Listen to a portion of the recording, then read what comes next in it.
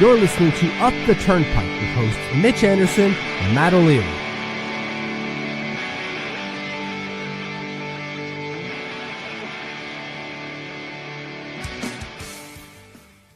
Hello and welcome to the Up the Turnpike post-game show, the finale for the 2024-2025 season. I'm Matt O'Leary. I'm joined by Mitch Anderson. Mitch, how you doing tonight? I'm going to say 70%. I have not been feeling great for the last couple of days. You can probably hear it in my voice. You can probably also see it on my face. If I didn't have a mustache, it would be red as my chair right under my nose. But thank God I got this cookie cut duster to protect the upper lip. Only 2/3 down on the toilet paper roll here in terms of blowing my nose. So has been a better day. What about you, buddy? Yeah, I'm glad to hear that you're feeling better. And for me, it was kind of just ready for this season to come to a close. So I sat down. I know it was a meaningless game. Some lineup changes for the Islanders tonight. No Romanov, no Pelech, no Polak. And it was not a fun game for the New York Islanders, as you can see by the score, a 6-1 loss. So the Islanders finish a flat 500, 82 points in 82 games. That feels honestly pretty fitting for how this season went, right? Oh man. Yeah. It's not the result we wanted. It's the result we deserve. Yes. That's a great, obviously wanted them to be better this year, but that is exactly the result that they deserve. Or even worse, right? Yeah. But just flat mid. The New York Islanders, 82 points, flat 500. Before we get into the goals, I don't think this is going to be our traditional post game where we show all 7 goals scored in this game. We'll show the lone Islander goal. Obviously, we'll have talking points from each period, but I think we'll get us started with this image as the highlight of the game tonight. One final embrace. Casey Cizikas and Matt Martin, moments after the game ends. Just two guys who've played a lot of shifts together on this team. I'm glad they got a chance for one final shift there at the end. Yeah, that was huge. Good job by Patty having him out there together for the last shift. That was nice. Really classy move there by the coach. But hits you right in the feels. It's hard not to. Hits you right in the feels. It definitely does. This first period was, I'm going to say, bizarre in this game. Islanders outchanced the Columbus Blue Jackets 10-6, but their 10 shots weren't really much of substance. They did have a power play. The lone power play in the game was an Islanders one as Peugeot was tripped up. No surprise, not a whole lot going on for the power play. No. And no goals for either side in period number 1. But to me, the tone was set that this is going to be essentially a preseason game. That was the feel for this one. It really didn't seem like things were going too hard in this game. Apparently, there was 2.9 expected goals by the Islanders at 5-on-5 over this game. Okay, most of those are probably Kyle Palmieri. He missed 2, at least in the third. Anyway, oh my God, yeah. We're only in sorry, something in my throat I can't get out. We are only in the first period here, but it just really seemed like they didn't want to play. They're just like, get this the hell over with. We're done here. Yeah, they were ready to call it a season, and hard to blame them after what was a really difficult season. So no goals after one period of play, but all the goals were scored in the second period, Mitch. We won't show them, but you have 5 goals from Columbus in the second period, goals from Cole Sillinger, Dante Fabro, Dmitry Voronkov, Sean Corrali, and Zach Werenski. His 23rd of the year. He probably, if he didn't have a 30-goal scorer on the blue line, I think he would definitely be in the running for the Norris Trophy. I'm sure he is. I'm absolutely sure he is. What are the Norris Trophy odds? He was for the longest time right up there. Makar's going to win this damn thing. Obvious, I think. Of course. But you can't not mention the season that Werenski's had this year. Minus 2,500 for Cale Makar, plus 900 for Werenski. Yeah, okay, fair enough. Yeah, he probably finishes second, would be my guess in the voting. Yeah. But hell of those 5 goals, how many do you go like, Okay, I don't blame Hogberg for that. The 4-on-1 against. Yeah, right. And even then, you're going, yeah, no, you're right. I don't blame Voronkov at all on that, but I blame the other two knuckleheads before that. Sorry, I don't blame Hogberg on that at all, but I blame the other two knuckleheads, Lee and Pernovich, on that play. Just horrendous. Yeah, that was rough. Really rough. Can we actually bring that one up? Like, that's his Sean Corrali one, is it not? No, it's not. No, I'm gonna say nope, not the Fabro one. Which goal is this? Right? That's it. one? Must. Oh, it was a Zach Werenski goal. Okay, it was a Zach Werenski goal. All right, so we'll pull this one up so we could take a look at this. Here's this goal. Just watch Anders Lee pull. Oh, whoopsies! Now you got a 4-on-1. Yeah. And sorry, I'm trying not to cough on the mic here, but Pernovich does not get down, does not clear the bottom or take up the bottom of the ice. Awful. And Doge here saying, like, I don't mean to shit on him, but like, he was not good today, and that's absolutely true.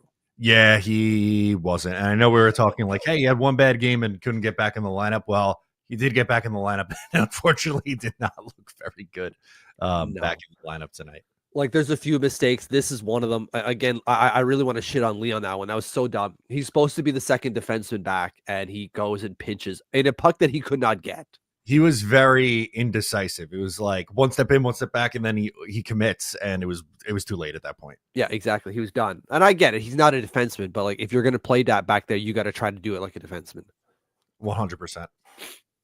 Insane. But like, yeah, so we're down 5-0 in the second period. Just and we were on the live stream on the Discord. Shout out to the Discord. If you sign up today, we can watch live streams. Maybe not during. Well, we might watch them during the playoffs. But anyways, we're just talking about, like, we don't want them to win. That's for sure. Like, by winning, they could ruin their chances of a number 1 overall pick or even just a 10th overall pick.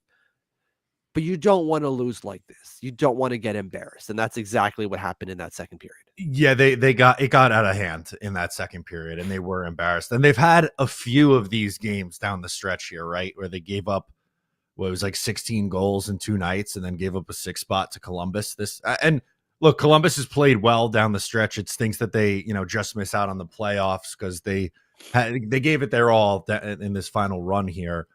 But this is going out sad. Yeah, absolutely. But yeah, there's still a third period to go. There's still another 20 minutes to play. If you hadn't checked out at that point, which I'm sure a number of Islanders did, when it's 5-0 after the second and the final game of a shitty season, you're like, done, I'm out of here. But if you didn't, Hudson Fasching scored again.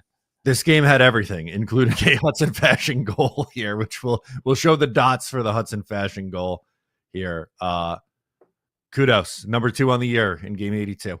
Yeah, the nice shot, and he had a good attempt right before that on a one-timer that he kind of didn't get all on it. So that was it's good to see, but I thought he was up to 3 now with this goal. Apparently not. No, which is totally fine, I suppose. But yeah, 2 goals. The Hudson Fasching dream is done. He's a UFA. I would imagine that he is not back. Yeah, that would surprise me greatly if he's back next year. Well, I mean, Patrick Waugh has talked him up with the energy that third line brings. Yeah. Oh God, Jesus Christ! Please, I don't disagree with you, by the way. Like, I don't think you should be here next year, but I'm just tossing that out there because that is a quote that we have recently received from the current head coach of the Islanders. Yeah, can't have that.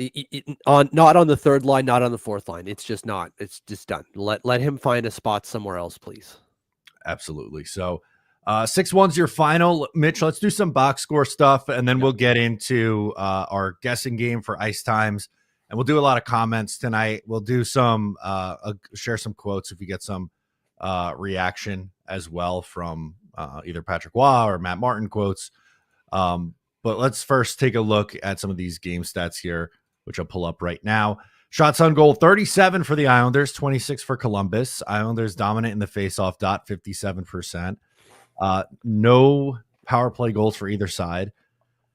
2 penalty minutes for Columbus. 8 low hit numbers. 9 for Columbus. 8 for the Islanders. They did not want to play this game at all. No. Block shots. I'm surprised there's this many block shots, to be honest with you. 18-15, giveaways 13-10, and takeaways 13-7. I still can't get over the number of hits. That's insane. There's 17 hits in the game. We usually get 17 hits ourselves. They did not care about this game, clearly. And nor should they. There was nothing to play for. Your leader in ice time for forwards tonight is who? Fudge. I'm going to go with Kyle Palmieri. The one time you guessed Palmieri, and it's not. God damn it. Bo Horvat had 1744, which led Wow. Okay, so they ran 4 lines, huh? They did. So least amount of ice time is who? I want to say Matt Martin, but those extra couple shifts at the end might put him over the top. So I'm going to say Mark Gatcomb. You were on the right track. Mark Gatcomb, 12 minutes, 22 seconds. Matt Martin finished with 13 minutes and 34 seconds in what could be his final game in his NHL career. How many hits did Mark Gatcomb finish with? He had 3 after the first period, I'm pretty sure. 5. See, we had 8 hits, and Mark Gatcomb had 5 of them. He's the only one who showed up to play today, and they played him the least. Which, whatever, you don't want him to play because like you're doing something. We don't want you to do anything. Yeah, he was still trying out there. That's for sure. Most amount of ice time was who for defenseman, Mitch? Noah Dobson. 23 minutes and 19 seconds. Okay. Least was, I hope, Scott Perunovich. No, Mike Riley, 1758. Oh, maybe that's why Scott Perunovich. I don't know. Whatever. Yeah, I think you got it. Didn't look so good today because he was bad. He was bad. It was not good. I would have guessed Tony DeAngelo, to be honest with you, because he missed a chunk of this game in the second period. But he finished with 20 minutes, 20:06. Did he get the nut shot in the second or the third? It was the third, wasn't it? I thought he missed time in the second period. Maybe he did. He might have. I don't remember seeing that, but he definitely got the one shot. I thought it was in the third period, right? Like he slams his stick on the. Yeah. It's the last thing you want, I guess. You go into the summer injured. Awful. Yeah, that stinks. Yeah, but so did this game. Oh my God. Hogberg stopped 20 of 26 for a 6 goals against and 7.69 save percentage. Dude, what happened to Marcus Hogberg? I mean, if you want to look at his game logs over the last little bit. So 769, 864, 733, 667, 800 save percentage in his last 1, 2, 3, 4, 5 starts. In his first 7 games played, he averaged a 947 save percentage, I think it was. In his last 7, not including today, it's only going to go down from there. I think it was an 829. Yeah, that's just horrible. Completely Jekyll and Hyde-ian performance right there from Marcus Hogberg, it seems. And there's a few tonight where you're going, what the hell was that, man? I wanted to mention while we're on the topic of goalies, so Ilya Sorokin played in 61 games this year for the Islanders, and he had 30 wins. So the Islanders, who finished 35, 35, and 12, only had 5 wins when their backup goalies played. That's insane, man. 5 wins out of, he said he played 61 games, so 5 out of 21 games. Right. So 60 starts. So they had... Right. The math isn't mathing here, right? Because 82 games in a season, there's 81. So, it doesn't have Hogberg. So you had 11 starts from Hogberg, 10 from Varlamov, and 1 from Skarik. I forgot about Varlamov. That's right. Yeah, I forgot about him too. He hasn't played since Thanksgiving, so it's it was most of the season just riding Ilya Sorokin. Yeah. Oh man. From State, is Varley done? You think? I think he is. Unfortunately, I think so too. I think it's definitely done. But we'll see. We'll see. Can I give you a laugh here? Yep. Okay. Sorry. So yes. I don't know if this is catching. Is my mic catching me sneezing here? No, you did a good job of getting out of the way for it. Good. Sorry. So the highlight of this game, is Butch Goring getting the crap scared out of him. So let's watch this and enjoy. I also said they wants to see them get younger and faster during the offseason. Gets every time here in Columbus. Oh, God. He got pretty good. Get younger and faster during the offseason. Oh, Jesus.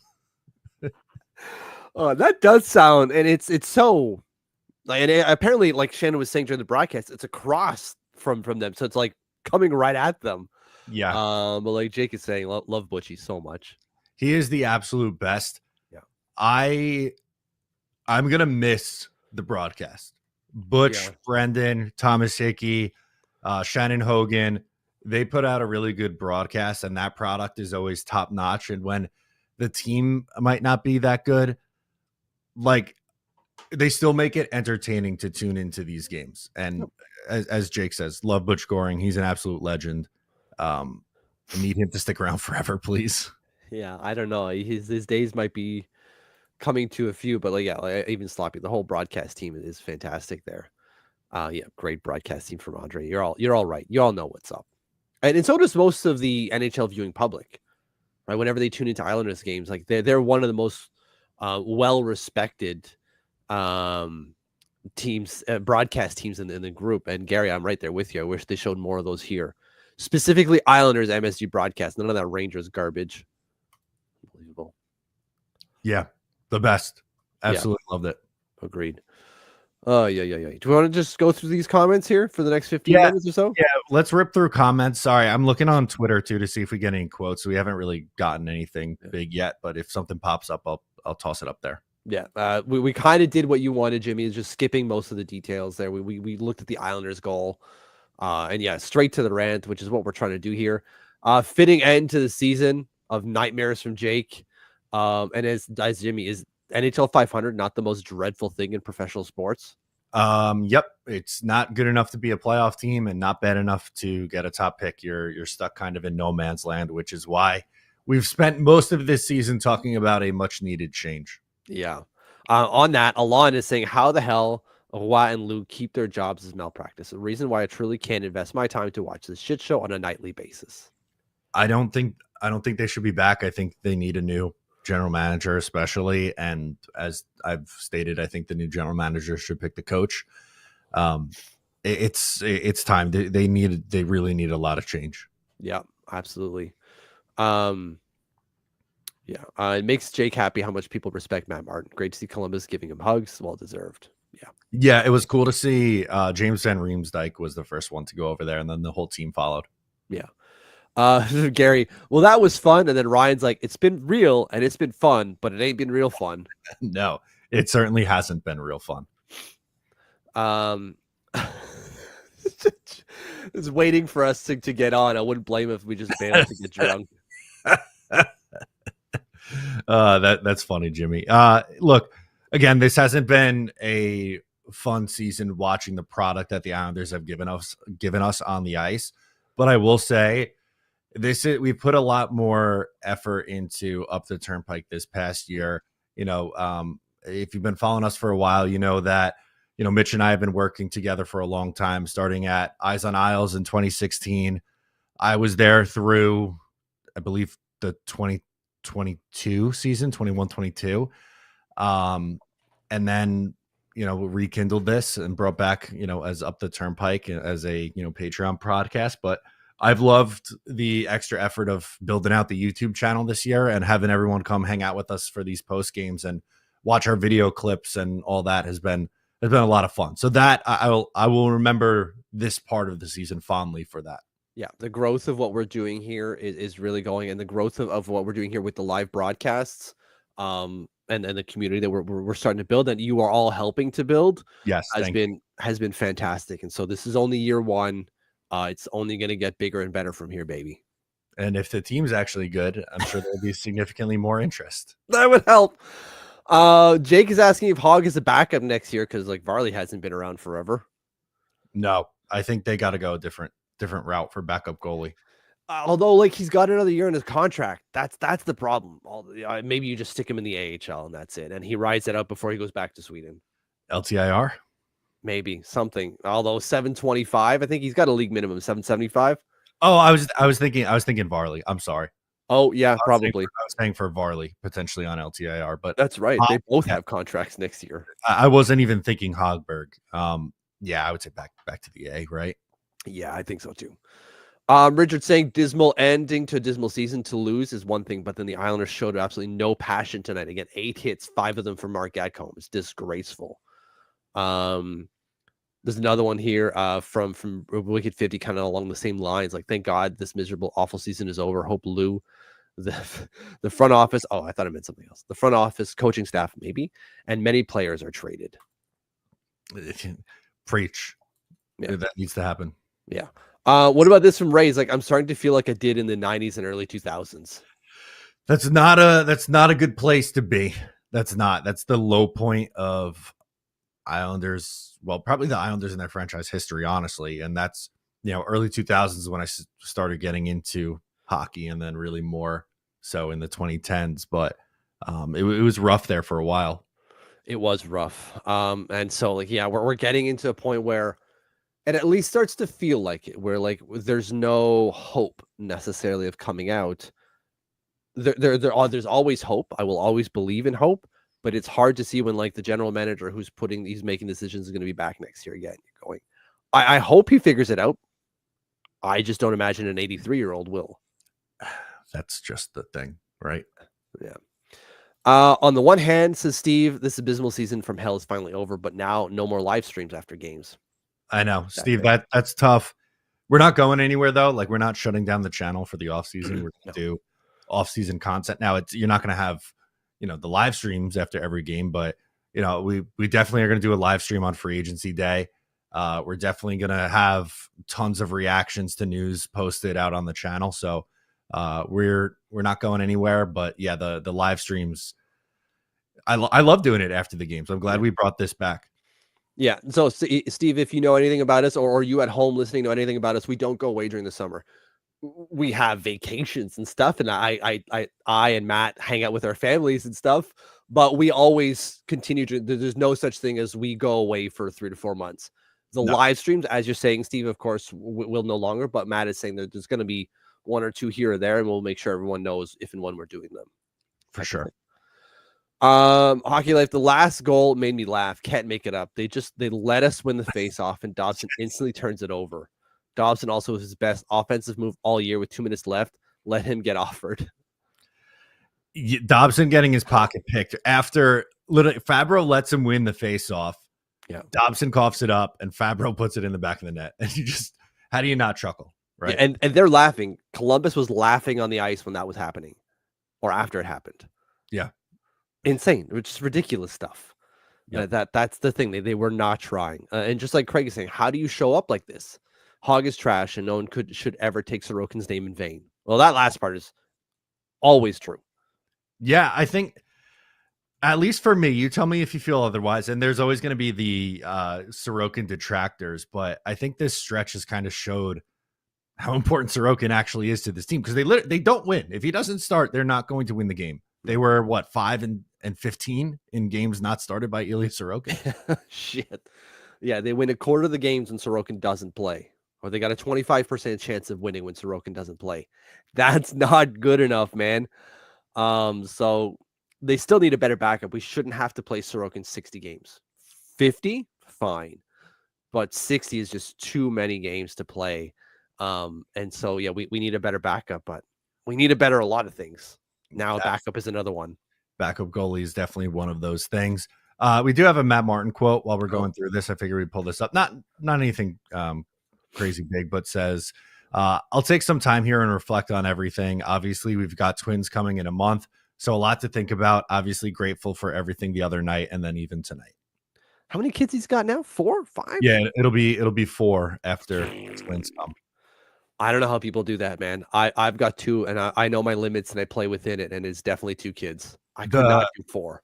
So the best was, obviously, as we know, Boomer Esiason is his father-in-law, and I thought he had a great quote on radio the other day where he said that he told Matt and Sydney they're going to be on the penalty kill for a few years because they're outnumbered with kids. And I was like, that's such a great hockey dad line. Yeah, absolutely. Oh, 100%. Even if you're equally at the same number, even strength, you're still on the penalty kill every time. Jimmy looking out for us here saying still hit the subscribe and like button, please. That helps us big time, long time. It's great for us. State of Survival says he's feeling for Matty Martz. He deserved us, but he still blames me for it. So a nice moment from State of Survival and then right back to blaming Mitch. So on brand. Absolutely love it. As GM, first most important move you'd make this offseason is? Well, I was going to say fire Lou, but we're acting as GM, right? In this scenario. First move, I'm trying to, I guess, trade JG Pajel, clear up the $5 million, and he might get you the most of guys that they would actually move. For me, I'm going hard at Mitch Marner. Okay, that's a great answer. Available. That's a good answer. It depends on what when your offseason begins. Are we talking about the draft as well? Because that's when like the Peugeot situation starts coming up. Like, you get a first for him? Probably not. But that was I thought trade first because draft is in late June, so that will come before free agency. But I do like your answer of going hard for Mitch Marner because absolutely he'd be great for this team. Jake is hoping that Brock or Bo gets a ring now. I don't think Bo's getting one. It's going to be Brock if anyone. Yeah, I have. So I did my bracket today and shared it with Mitch. I do have Colorado winning the Stanley Cup, and for two reasons. One, I'd be happy for Brock Nelson, but number two, it also helps the Islanders with a better draft pick. Yeah, I don't have Colorado winning the Cup. I have the Winnipeg Jets winning the Cup. Okay, so it's happening. Just go along, baby. Go along. Plus 900, I think it was today for the Winnipeg Jets that I locked in at.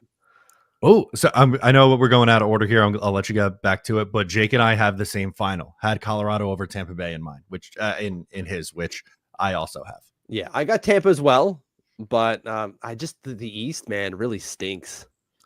It does. I think whoever wins the Florida Tampa Bay series, I think comes out of the East. Yeah, fair.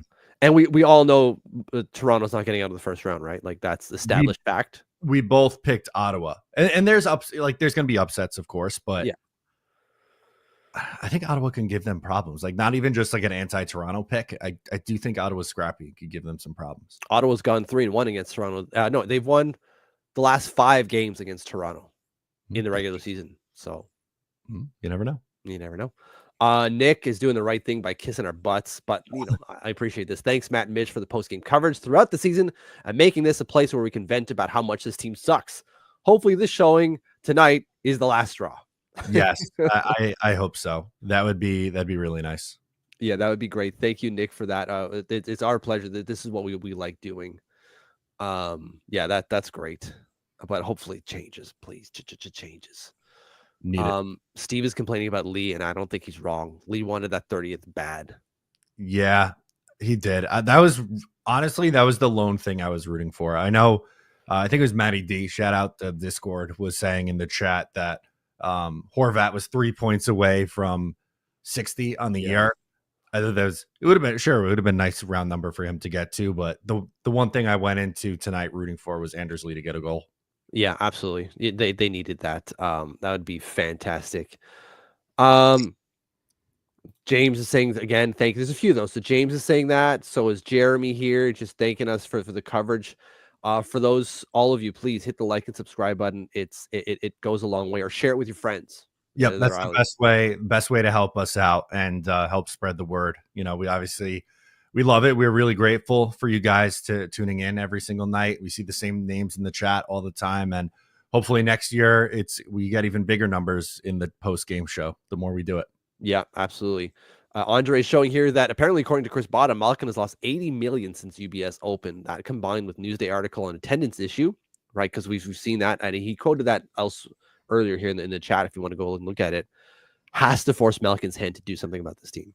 Yeah, I think so too. And obviously we can maybe go into more detail on this in a separate YouTube video. I don't know if we could dedicate 10, 15 minutes on it right now, but I think that's an interesting article and something that we should look into, and why change is necessary, because the fans are speaking up, man. Attendance numbers are going down and the team's losing money because of it. Yeah, absolutely. And that's a lot of moolah. You're losing $80 million lost. I wish I just had $80 million to lose. Yep. It's insane. Over under on some classic sound bites from on locker cleanout day from Sloppy. I mean, he's been on a heater of quotes recently, so maybe. I'm going to say over 0.5, but the odds are like plus 150. Okay. I know there's there's okay odds. I just think he might have one, but it's not going to be more than one. Lou's going to try to keep him on a leash. I would think so. Yeah.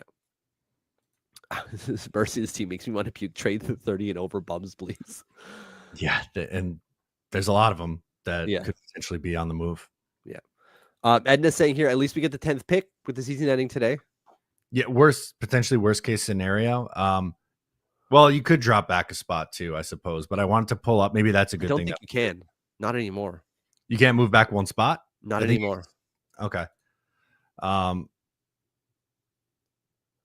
have.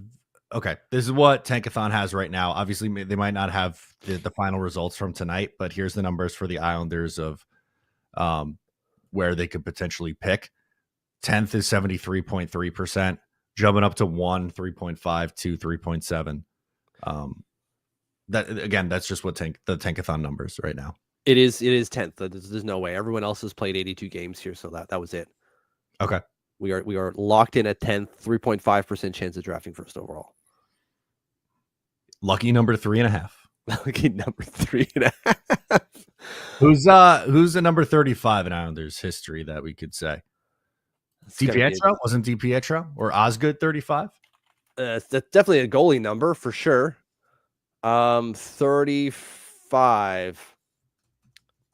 Schneider, Montoya, Osgood. There you go. Steve Alliquette. Ugh, gross. No, DiPietro was 39. What the hell am I thinking?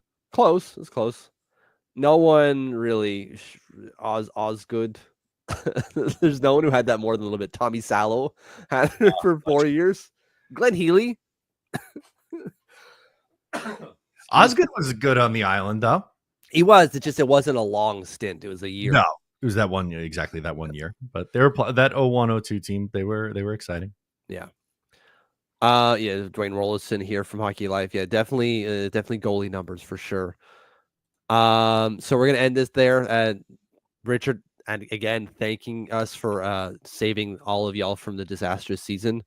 No worries, everyone. This is our pleasure. We're loving it. Hopefully next year is not going to be disastrous. I hope so too. Mitch, I'm looking forward to a busy off season with you, but just one more time, wanted to thank all you guys for tuning in and following along with us for this season. We're not going anywhere, but for one final time on a post-game stream, I'm Matt O'Leary. He's Mitch Anderson, and we'll catch you next time.